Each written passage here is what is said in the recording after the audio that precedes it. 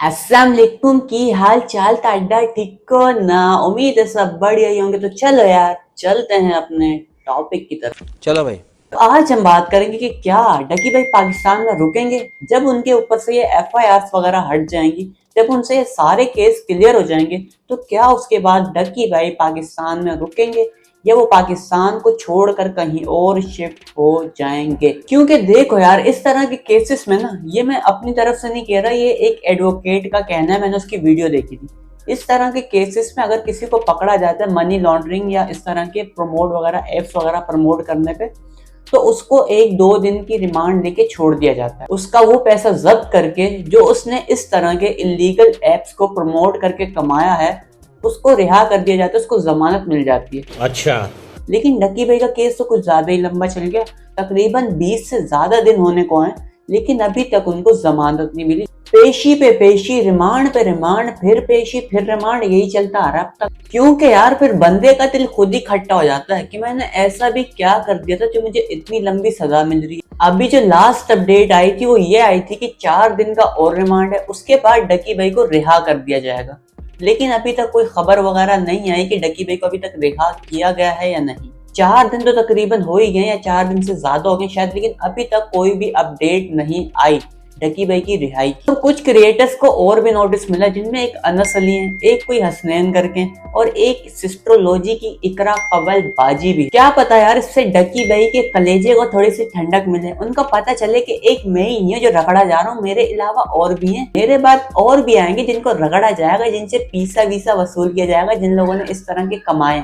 और अगर एजेंसीज इस केस की तह तक गई ना, कि उन्होंने कहा कि अब कुछ के साथ तो हो गया, अब जितनों ने बैटिंग एप्स को प्रमोट किया सबको पकड़ो, चाहे वो छोटा है या बड़ा, जितने भी हैं सबको पकड़ो। अगर एजेंसीज की तह तक गई, अगर एजेंसी इनकी जड़ तक गई, तो फिर बहुत से नाम है जो आगे आएंगे।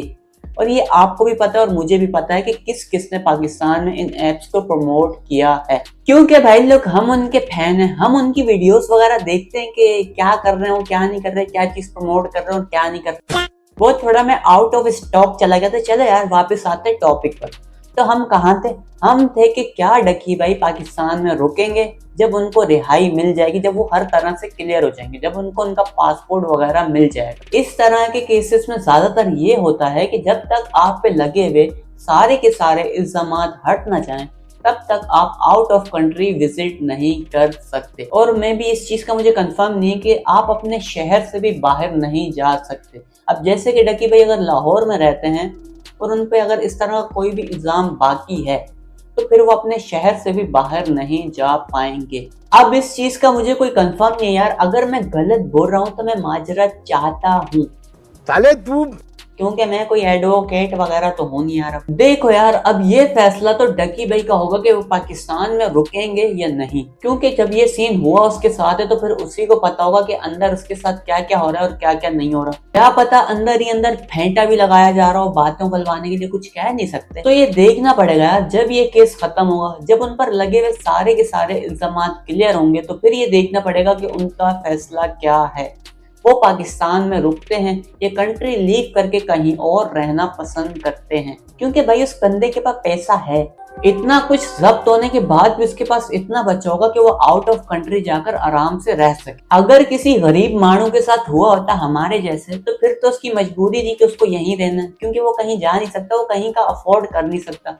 अब रजब भट्ट को ही देख लो, पकड़े जाने से पहले ही बाहर निकल गया वो। और उसके बाद वकार रज़ा का कोई देख लो, 2022 में उस पर केस चल रहा था, वो पहले ही फरार हो गया। अब ये दोनों आउट ऑफ कंट्री अपनी जिंदगी गुजार रहे और पाकिस्तान आने का नाम ही नहीं लेते। और दूसरी तरफ अगर मैं बात करूं तो हमारा मुल्क हमारे सिटीजन्स को क्या देता है। अभी कुछ टाइम पहले पाकिस्तान में फ्लड आया, बजाय इसके कि चीजें सामान वगैरह सस्ता करें, इन लोगों ने ऊपर ही बढ़ा दिया भाई साहब। आटा 800 रुपए चल रहा था, 1000 रुपए किलो हो गया। हर चीज पे कुछ ना कुछ पैसे बढ़ गए, मतलब हर तरफ से मारी आवाम की जा रही है। और दूसरी बात अगर मैं करूं, अभी कुछ टाइम पहले हैदर अली पाकिस्तान को रिप्रेजेंट करने किसी एब्रोड कंट्री निकले हुए थे। वहां पर वो पाकिस्तान के लिए खेलने गए थे, पाकिस्तान के स्क्वाड में उनका नाम था। अब वहां पर उनके साथ एक सीन ये हुआ कि किसी लड़की ने उनपे झूठा इल्जाम लगाया कि इसने मेरे साथ रैप वगैरह और ऐसा कुछ सीन वगैरह उल्टा सीधा किया है। और फिर उसको वहां की पुलिस ने पकड़ लिया और उस पर तफ्तीश वगैरह होने लगी, फिर वो केस चलने लगा।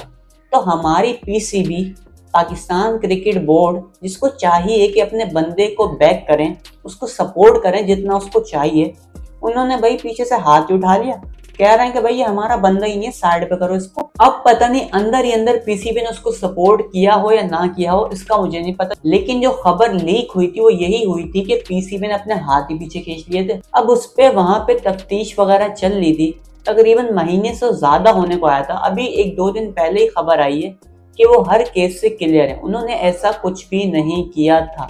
अब अगर उसको पीसीबी ने बैक नहीं किया होगा तो उसके वहां पे जितने भी एक्सपेंस लगे होंगे, वकील वगैरह उसने किया होगा, वो सारा खर्चा तो उसकी जेब से हुआ होगा ना। तो फिर वो क्या सोचेगा? वो यही सोचेगा ना कि मैं गया था अपनी कंट्री को रिप्रेजेंट करने और मेरे साथ वहां पे क्या हुआ, मेरे पे एक इल्जाम लगा और मेरी पूरी की पूरी कंट्री ने मेरे से हाथ उठा लिया। तो कहने का मतलब ये है यार कि अगर इस तरह के सीन किसी के साथ होते हैं ना तो फिर उसका दिल खट्टा हो जाता है। फिर वो कहता है कि नहीं यार, हमको ना रुकना, अब हमको निकालो यहाँ से, हमको कहीं और शिफ्ट करो, हम वहां जाकर रहेंगे। तो चलो यार, उम्मीद करता हूँ आपको ये वीडियो अच्छी लगी होगी। मैं मिलता हूँ आप लोगों से किसी और अच्छी सी वीडियो में, तब तक के लिए अपना बहुत सारा ख्याल रखिएगा। अल्लाह हाफिज।